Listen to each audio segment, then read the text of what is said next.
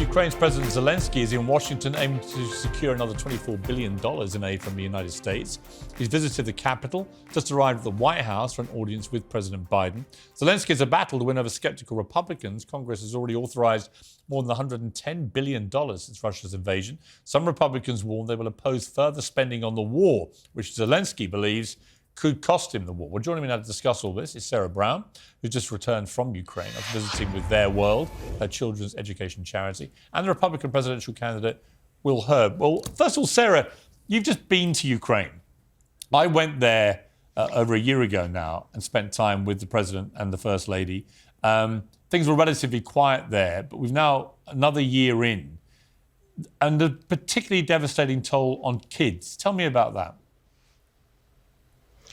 Well, families are needing to move to places of safety, so children's schooling is getting disrupted, and they're going through, quite harrowing times. I mean, having been in Kyiv just last week, meeting with President Zelensky and the First Lady, you can see that that city is really feeling the pressures of it. But they also, as a community of people, feel that they're all in it together and everyone playing their part. But for children, that means families are moving away from the front line, moving away from the more dangerous areas. Schooling's getting disrupted. So there's a big push behind. We've been working from Their World to make sure that 70,000 laptops are getting out there, software's on there, learning materials are on there, so that even if they're on the move, they're able to continue learning.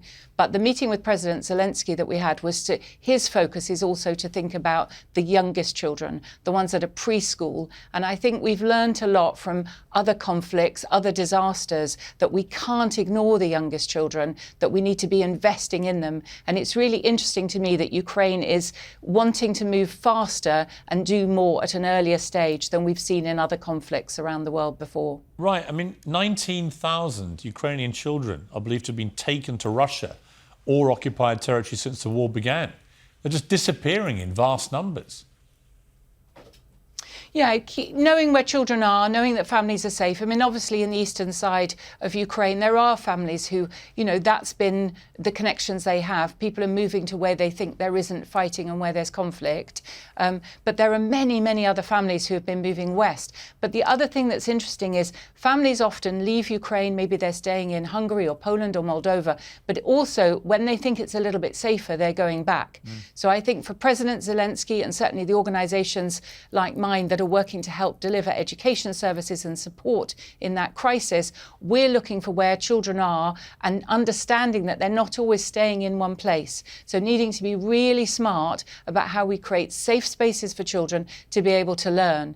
You've been talking this afternoon about how families and children, their resilience at school, whether they can put up with the ups and downs of it. These are children that are really going through ups and downs and learning, resilience the hard way. And there needs to be a stability that goes in there. There's a bit more effort going into schooling around maths and science and just getting some of those core subjects going so they're not losing it all.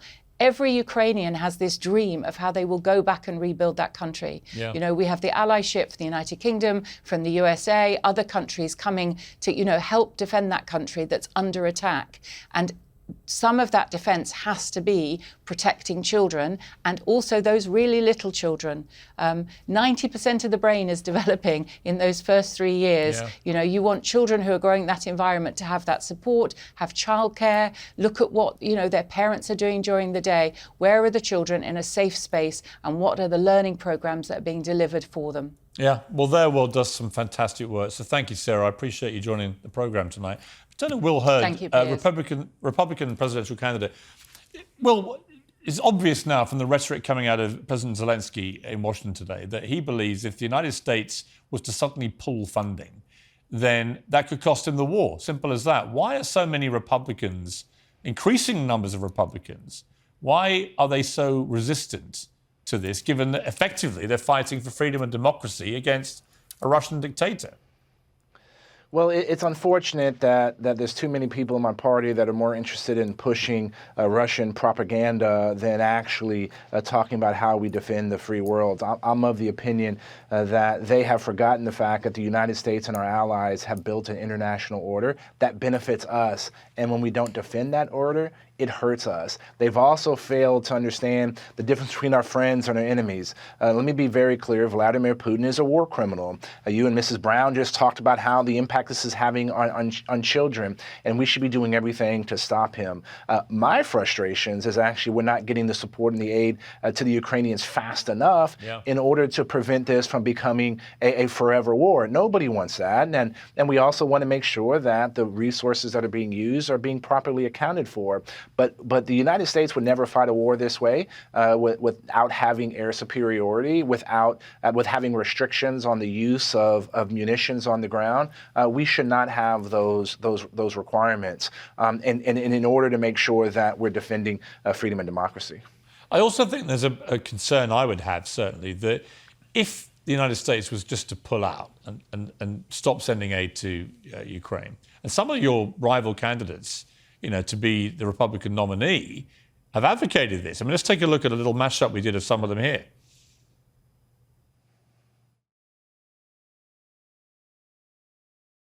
Why are you against supporting Ukraine? Because it does not advance American interests. Well, they have effectively a blank check policy with no clear strategic objective identified. And these things can escalate, and I don't think it's in our interest. The United States needs to be pushing for peace in Ukraine, not funding a proxy war with Russia. The Biden administration is sleepwalking our great country into a world war. I mean, I find it baffling that senior Republicans talk like that about something like this when it seems to me so clear-cut. Russian dictator invades sovereign democratic country, steals land, murders people in virtual genocide.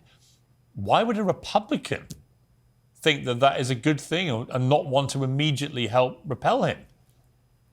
Well, Piers, we need to invite you to speak in front of Congress, because you're absolutely right. And to me, it's sickening. The fact that even Donald Trump, Ron DeSantis, Vivek Ramaswamy, the fact that they do not understand that Vladimir Putin is a war criminal, that they're more interested in kissing his butt than actually trying to defeat him, to me is wrong. I've spent a decade overseas. I was in the CIA. My job was to stop terrorists from blowing up our homeland, to put Russian spies and Chinese spies, prevent them from stealing our secrets, and to prevent nuclear weapons proliferators from doing their trade. And having real world experience on this, we have to remember that if Ukraine loses, then Eastern Europe is gone. They're back into the orbit of Russia. Western Europe is not going to care about the United States, and they're going to cozy up with the Chinese government. The United States and our allies are in a new Cold War with the Chinese Communist Party, and what happens in Ukraine potentially is going to show what's going to potentially happen in Taiwan as well. And the fact that there's too many people that understand that this isolationist streak, it actually hurts America, is frustrating, and it comes down to their lack of experience in foreign policy and their failure to understand how the world actually works. And when you hear Donald Trump say, I would fix it all in one day, I mean, how's he going to do that? Well, we actually got the clip here. Let's watch this. I would get him into a room, I'd get Zelensky into a room, then I'd bring them together, and I'd have a deal worked out. Essentially, for 4 years, I kept them from doing anything. Ukraine was the apple of his eye. I said, don't ever do it, don't ever do it. He would have never done it. The war would have never happened.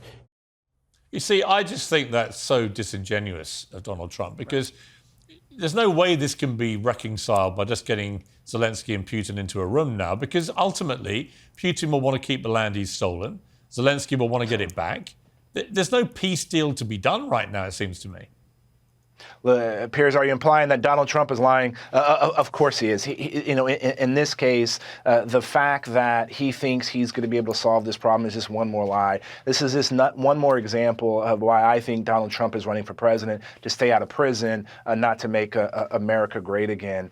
And the reality is this: I believe when we talk about what is success in this case, it is pushing the Russians out of all of Ukraine, to include the Donbass and Crimea. And it's up to the Ukrainian people to decide what any kind of future peace offering. And we know that the Ukrainian people are resilient and are not going to accept anything less than the full evacuation of the Russians. And what the other thing that's frustrating is at a time that we know that the Russians are vulnerable, the fact that Vladimir Putin has to go to North Korea and Kim Jong-un in order to buy old, outdated equipment because things are going so poorly for him, when he just had an insurgency, a former general barreling down to come to Moscow to kick him out of power, the fact that Vladimir Putin is dealing with all this is the time for all of us to reinvest in what the Ukrainians are doing to help the Ukrainians win this war and push Russia out. Will Hurd, I could not agree with you more. Honestly, I'm completely baffled, like I said at the start of this, that more Republicans, obviously many Republicans do share your view, but it's alarming to me to see the rising number who don't see the bigger picture here. You know, China's watching all this thinking, well, what's America going to do? If America just bails out now on Ukraine, it's a red flag to the world, but it's a green flag to China. Think, okay, well, let's go and take Taiwan then. What's going to happen? Not a lot. We've run out of time, Will. That was a rhetorical statement to end it, but I do appreciate you joining me. Thank you very much. Of course.